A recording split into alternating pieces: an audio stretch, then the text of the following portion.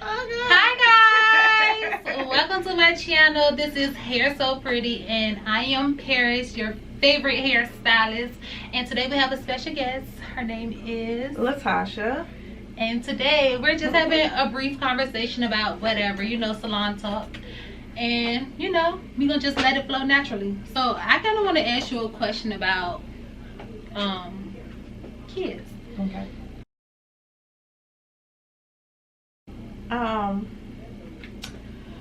I would say ever since I was younger, I was the only girl, and I had two brothers, and the rest of my family were like boys. It was a big gap before another girl. I can't even tell you if another girl came along. Mm-hmm. So when I was younger, I liked to play with kids, but I was like a tomboy. Mm-hmm. And so I didn't have many experiences with kids that were maybe my age or my gender. So I always wanted to work with kids since I was like in the 4th grade. I guess to be around kids kind of never got that experience growing up. So that's how it started. So I was in 4th grade and I said, I'm going to be a pediatrician because of course you work with kids and you help kids. Then as I got older, I started to like kids fashion. So I said, I'm going to be a kids designer. I always wanted to work with Nike and develop kids shoes and kids clothes with Nike. Went to school for fashion merchandising. While I was in school for fashion merchandising, I had a child. And so my perspective and things just changed. And so I'm not going to say it was the easiest job, but the job that still gave me the exposure with kids, being that I had a child at this time, was being a teacher. So I went back to school. After I went through school for fashion merchandising and interior design, I went back to school and got a master's in elementary education. And ever since then, in some form of fashion, I have been working with kids, especially my own, because I basically was a young adult in college with a child. So it just changed how and where and what I did with kids because I had my own child at the time.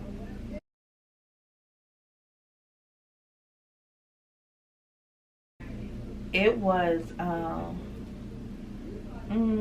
don't want to say hard because I didn't even look at it. If I look back on it now, I was like, wow, I did the thing. It was like hard. But I'm going to say going through it, it was a learning experience for me. I was learning so much being a mom, a young mom of a child.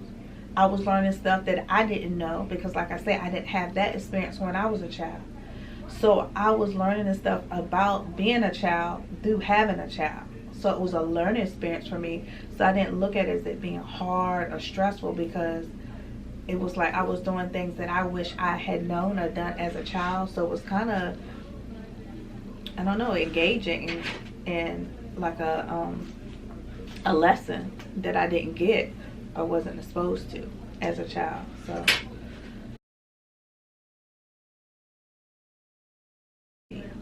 if it's guided, if you find a piece of information, say my oldest daughter find a piece of information on social media and just runs with it, it's different than her finding a piece of information on social media and then sharing it with me so I can give my spiel and how to align it to help her instead of her just looking at it and just going on it by herself. The same thing for my younger child.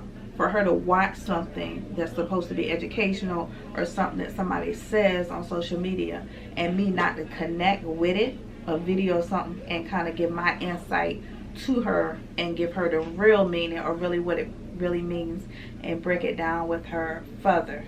So I feel like these days is a lot of information. Like I say, it's good, but make sure it's guided information. I heard this thing about confirmation. Confirmation comes in 2s and 3s.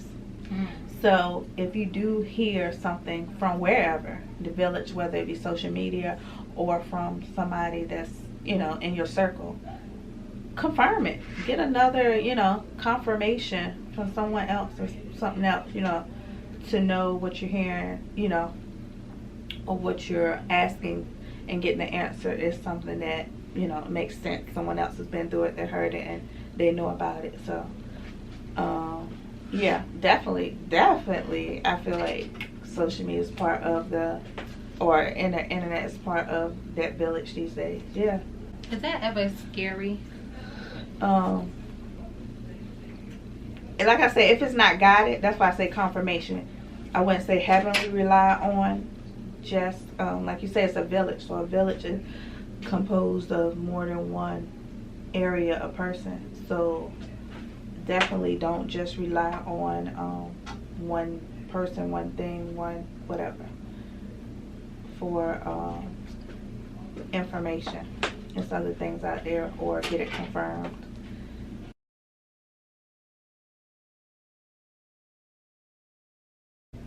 I remember I was at it was like a professional development, and it was talking about reading, and it was telling the people to stand up. They was like, stand up if your mom ever read to you at night. Stand up and thing. And I never stood up. I didn't realize I didn't have those experiences and like I was supposed to. Like, you know, but I knew that I always want to work with kids and give them experiences that I never had.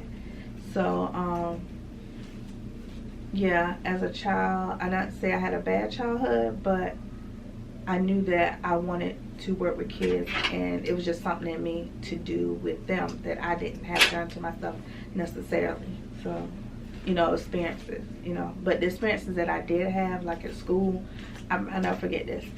I had a teacher make applesauce in a crock pot. I never saw anybody make applesauce. You know, you always got the applesauce in a jar or a jug.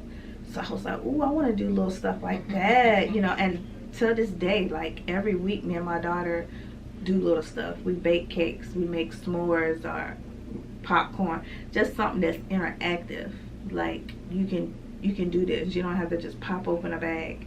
You can do things different ways. So just those experiences made me want to experience that with show other people or show kids how they can do fun things in different ways. So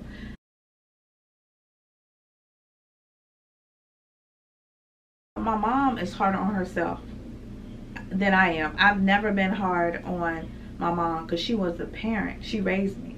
My father didn't raise me. My father wasn't in the household. So I would never ever say, Mom, you didn't do this and do that. I never told her that because to me, like I said, if I wanted to get something done, I figured a way to get it done. I never said, oh, you didn't do this. No, I want to do this, I'm going to get it done. And that's why I said my older child, she saw that in me. She said, oh, I saw you do this, I'm going to do it. But not realizing that she didn't have to do it by herself. She didn't have to. There's other resources out there, other people that, you know, could share or show her how to do it without her working so hard or whatever, do it for herself. And so I knew my mom was working, and I knew what she was providing a house for me. I know she was the one raising me because my father wasn't there. So I never made her feel bad for that. I know she might bring it up now, you know, occasionally said when she recognizes me for what I do and her mother, she'll always go back to herself. But it has nothing to do with her because I've never shamed her for that. But she shames herself for working so hard and not being able to do stuff for me that I do for my kids now. But I never looked at that as her being a bad person for not doing anything because I taught myself how to do it. Or now, like I said, now with my younger child, it's programs out there, it's groups out there, and I can expose her to that, and they can show her things that I can't do, don't have the time for, or don't, you know, want to put the time in for. I want her to play with other kids. So yeah, I don't feel like my mom working hard was a growing pain. I never looked at it like that. I just saw her as a working mom, doing what she needed to do because she was my mom. She was the one I saw. Even though she didn't come to like my sport event or game, she was there providing for me, made sure I ate and food. So I never looked at her as like wrong for not doing the things that I do now for my kids that she didn't do. I like to give my mom props because my mom was a working mom too, and you know, growing up, especially as a kid, we see from our perspective or from having interactions with other kids or other families how their situation may be different from ours, and then we compare our situation to theirs, and in that comparison we lose we lose, in my opinion, we lose gratitude for what our parents gave up, or the struggles that our parents went through and stuff like that, just by comparing the relationship. So I like to give, and my mom has 6 kids, and I feel like if you ask all 6 of us about my mom parenting skills, you'll all get something. You'll get different from, you know, every last one of us. But I do feel like I'm the child where I feel like I recognize the things that my mama went through, whether it was physical, whether it was mental, whether it was emotional, whether it was, you know, financially. I can kind of see her, everything that she went through, and I can appreciate how much of herself she gave into being a mom, versus another child may feel like, oh, she could have did better. But it's like, people fail to realize that people are human, and as a human we are able to tolerate things at different mental capacities as other people. So it's like, who are you to tell how much strength someone has or had? You know what I'm saying? Do that make sense? So I like to give my mama credit for just me being who I am today, because at the end of the day, I couldn't be me without my mom. She birthed me, you know what I'm saying? And whatever it is that she did to raise me, I feel like I'm a good person. I feel like, you know, in life I'm okay. Mentally, physically, spiritually, emotionally, I feel like I'm okay. And then I just have to, no matter what trials or what the streets taught me, or the world, or whatever I've been through contributed to the person that I am today, I still take it all the way back to my mom, and I just give her credit for that. You know what I'm saying? And that's what I said, like, you never know the person's backstory, and that's what I'm kind of tapping on about social media. It's good, they do share information, but you don't know their backstory. So it's always good to talk to maybe 1 or 2 other people and get confirmation or information about that too, because you know how they got it, how they did it, we'll never know unless they share, you know. And then even in that, they might not share everything. So that's why I say I don't rip on people about things they didn't, because you don't know why they didn't do it, how they couldn't do it, you know. They didn't know, you know. And that was me. Like I said, that's been me these last couple of years. I just been tapping into going outside of doing it myself, everything in my comfort zone, and using different resources. That's always been me. So I love how you make yourself available to your children so that they can know, you know. You can always come and talk to mom, or come get your validation from me instead of the streets. You know what I'm saying? I love that.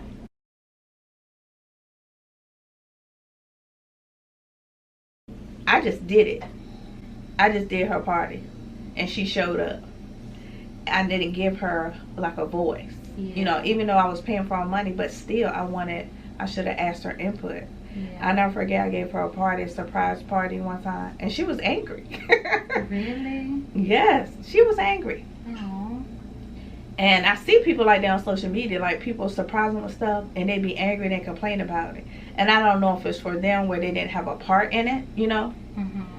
But she was definitely angry about that party, and I was like, how can you be ungrateful so much? But I mean, it is what it is. And so now with my younger child, I'll ask her 50 times over, what do you want? What do you want? You know, so I can listen to her instead of me doing it by myself, because she might not want nothing. And that'll save me a lot. So sometimes parents don't give the kids enough credit for their amount of intelligence that they have. Can I give you a little story about that? So me as a hairstylist, I used to do kids all the time, and I had this one little girl, and she was from out of state. They were visiting or whatever, and her dad brought her to the hair salon. So I asked the dad, like, how did he want me to style her hair, and he said leave it up to the little girl. And she was about 8, maybe 9. She was a kid. Right? So I'm asking her, I'm like, okay, how you want your hair? And she said she wanted some straight backs, like 8 of them. And I'm thinking, like, wait a minute, like, you a little girl, you know what I'm saying? And then, you know, back in the day, I used to do the smaller braids for the kids. So I'm like, no, I'm about to hook this little girl up and give her a real cute kid style.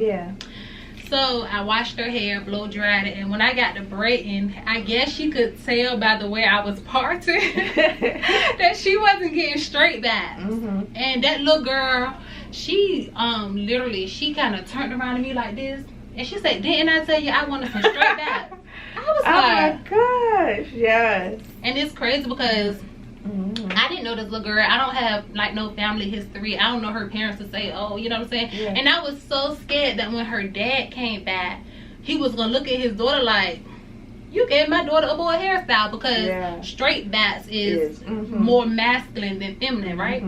So I was kind of like scared for him to see the results. But he came back, he was cool with it or whatever. And I remember I charged her $50. And her dad not only paid the $50, but he took me $50. Wow. So I was like, that's the easiest money I ever made in my life. Sometimes they don't have to be hard, and like, that's awesome. Yep. Yeah, and then on top of that, it was crazy because he bought her back the following week and she got the same hairstyle. Wow. So, like, to me, it was kind of like confirmation. Like, you can't put your values or what you like on other people. You know what I'm saying? Especially kids, because they know what they want. Yeah. But a lot of times, you know, back in the day, it was because I said so. Won't that the parents every lie? Because I said so. Yep. You said, you did your own thing. You didn't ask them nothing. You just did what you wanted to do. I feel like you can't do kids like that nowadays. You can't. They are very, like I said, it's knowledge and different information. So they're more aware of what's out there and what they want. And they'll let you know, So I definitely agree with that. The kids these days, that's why I said, I asked her, even with hairstyles, I do pick out the hairstyle, but I give her input on the color because she loves color. She's a free spirit. So we kind of had a little argument because she wanted red and I didn't have red at the house. I only had pink. Of course, I broke down because I was like, okay, I picked the style. I'll at least let her have a little bit of red. So I went and bought the red. But she said what she said. She wanted red. Yeah. So, I definitely agree with that. Give them a little kind of, not saying independence, but like part in a relationship. It's a relationship. You're the mom, you're the parent, and they're the child. It's a relationship. Y'all come together on different things, all for the benefit. It's not to harm them, right? For the benefit of them. So. And then I feel like parents, the goal that you really, I ain't gonna say the goal, but the thing that you really try to instill into your child is that life is about choices. So it's like, how can you expect your child to grow up and make good choices if you never allow them to make some choices? To make sure. That's good. That's really good. That's good. So y'all, this is the final style. Know the girl. When y'all see her out in the streets, know that that's me. Yes. Okay, hair so pretty. So guys, this concludes our video. Y'all be nice to Tasha in the comments. She gonna tell y'all how to get in contact with her for those who want or need to. So the floor is yours. On Instagram, LaTyshas Stratton, LaTyshas, last name Stratton, Stratton. And on Facebook, LaTyshas Stratton, Mary Kay, Independent Beauty Consultant. It's gonna say MKIBC after my name. And all my other ones, Snapchat is Miss Tasha 44, LaTyshas Stratton. And my TikTok is LaTyshas the Teacher. Tell us some things that you do. All right, so I am a licensed teacher, and I have a tutoring business, and I work with the Virginia Department of Education, and I do tutoring for all ages, K through 12, with those grades K through 12. And I work with kids personally at home. And then also, like I said, I'm Mary Kay, Independent Beauty Consultant. I love, skincare, makeup. I love fashion. So I have a boutique that I'm starting up. Been working on for a couple years called Fresher Season. And I just like doing things in the community, having fun, and getting my hair done.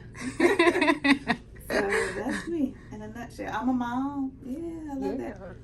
And a grandmother. Yes, like my grandma. Oh, looking good. Them grandmas don't look like they used to look, baby.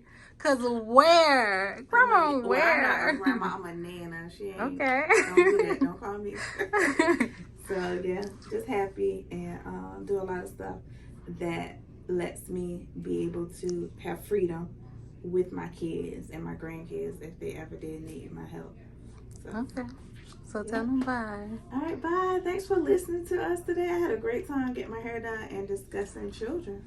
Yeah. Ciao. Bye.